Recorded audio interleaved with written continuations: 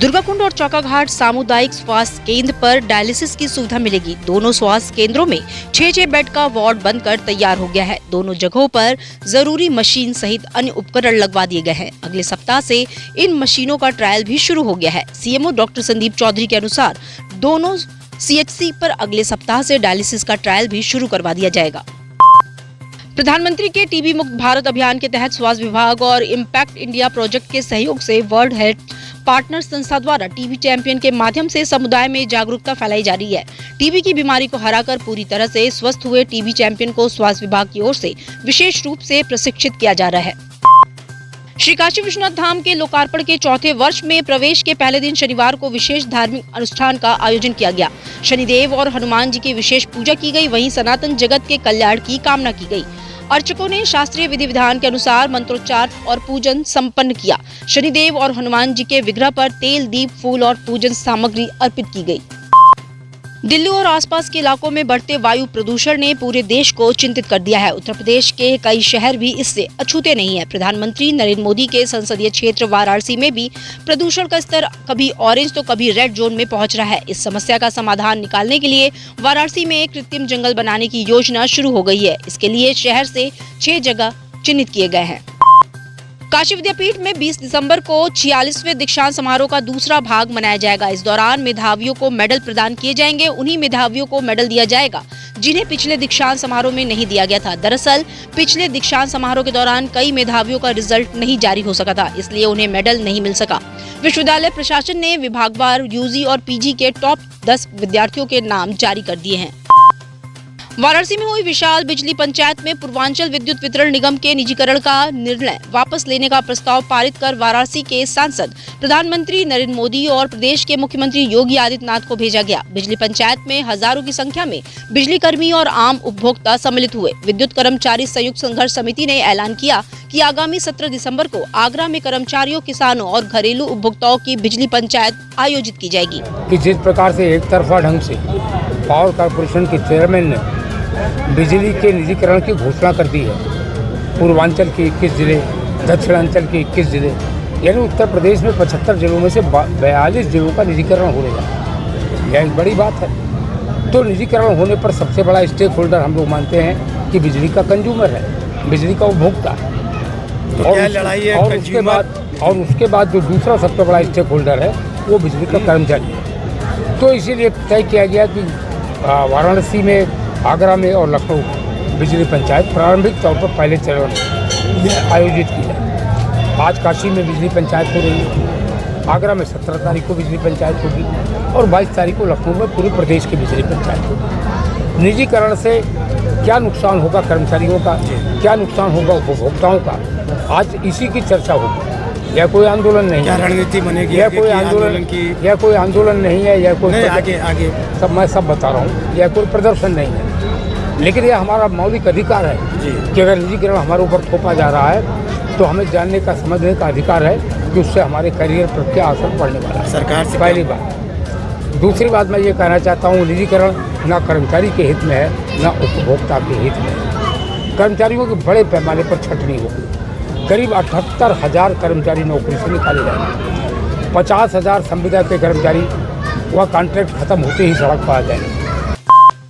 Uttar Pradesh Congress committee ने भाजपा सरकार के कुशासन और नीतिगत विफलताओं पर सवाल उठाने के लिए आगामी 18 दिसंबर को लखनऊ में विधानसभा घेराव का कार्यक्रम तय किया है। कांग्रेस ने इसे जनता की समस्याओं को उजागर करने और सरकार से जवाब लेने का अभियान करार दिया है। कांग्रेस शीर्ष नेतृत्व के आह्वान पर भाजपा के भ्रष्टाचार, अराजकता और विभाजनकारी नीतियों के खिलाफ सड़कों पर उतरेगी।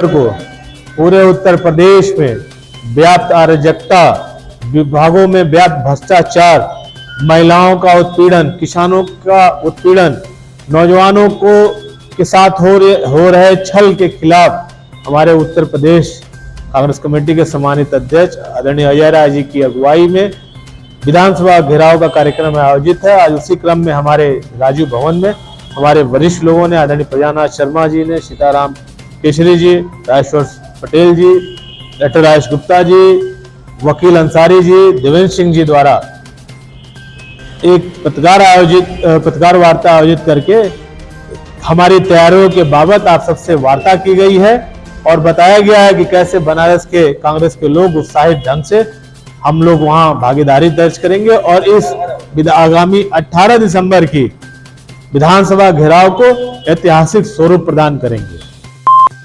महाकुंभ 2025 को ध्यान में रखते हुए संबंधित विभाग तेजी से अपनी तैयारियों को अंतिम रूप देने में जुटे हैं। इसी क्रम में जीआरपी वाराणसी क्षेत्र के डीआईजी राहुल राज ने वाराणसी कैंट रेलवे स्टेशन का निरीक्षण किया। निरीक्षण के दौरान उन्होंने यात्रियों की भीड़ वाले स्थानों और आपातकालीन स्थितियों में सहायता प्रदान करने की तैयारियों की समीक्षा की।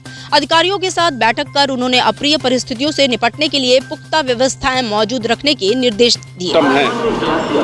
मेन हमारा क्राउड मैनेजमेंट है, उसके लिए स्पेशल ट्रेन की हम लोगों ने बात की है रेलवे से, और रेलवे स्पेशल ट्रेन चला रहा है, मेला स्पेशल ट्रेन। तो यहाँ पे क्राउड को बहुत ज़्यादा हम लोग इकट्ठा नहीं होने देंगे। हम इतनी ट्रेनें चलेंगी कि हम लोग क्राउड को इवैक्यूएट करते रहेंगे, यहाँ से निकालते रहेंगे। तो एक तो क्राउड में, इसके लिए दूसरी बात कि होल्डिंग एरिया हम बना रहे हैं। तीसरी बात कि हमारे जो प्लेटफार्म भी निश्चित रहेंगे कि किस प्लेटफार्म से किस दिशा के लिए जो लोग जाने वाले हैं उनको उसी हिसाब से बैठाया जाएगा, अरेंज किया जाएगा। तो पूरा एक सिस्टमेटिक तरीके से इसको कराया जाएगा।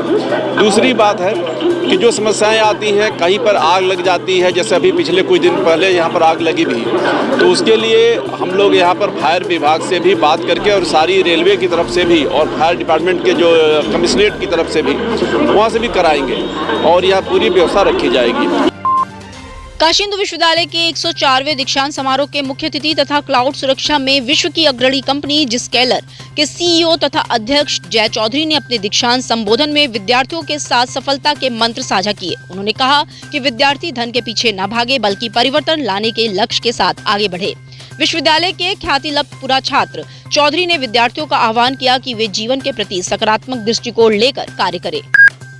काशी हिंदू विश्वविद्यालय के स्वतंत्रता भवन में शनिवार को 104वां दीक्षांत समारोह भव्यता से संपन्न हुआ। कार्यक्रम की शुरुआत सुबह मालवीय जी की प्रतिमा पर माल्यार्पण, दीप प्रज्वलन और कुल गीत की प्रस्तुति से हुई। इस समारोह में विभिन्न संस्थाओं और संकायों के कुल 544 छात्रों को पदक व पुरस्कार दिए गए, जिसमें से 30 विद्यार्थियों को स्वतंत्रता भवन में मुख्य अतिथि द्वारा स्वर्ण पदक प्रदान किए गए।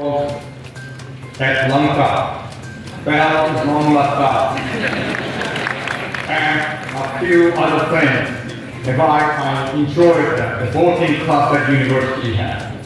The funny part was to join it, you had to swim across the Ganges to get qualified. Great memory. Coming back to see, India has progressed so much. For the last 10, 20 years, it's really amazing progress.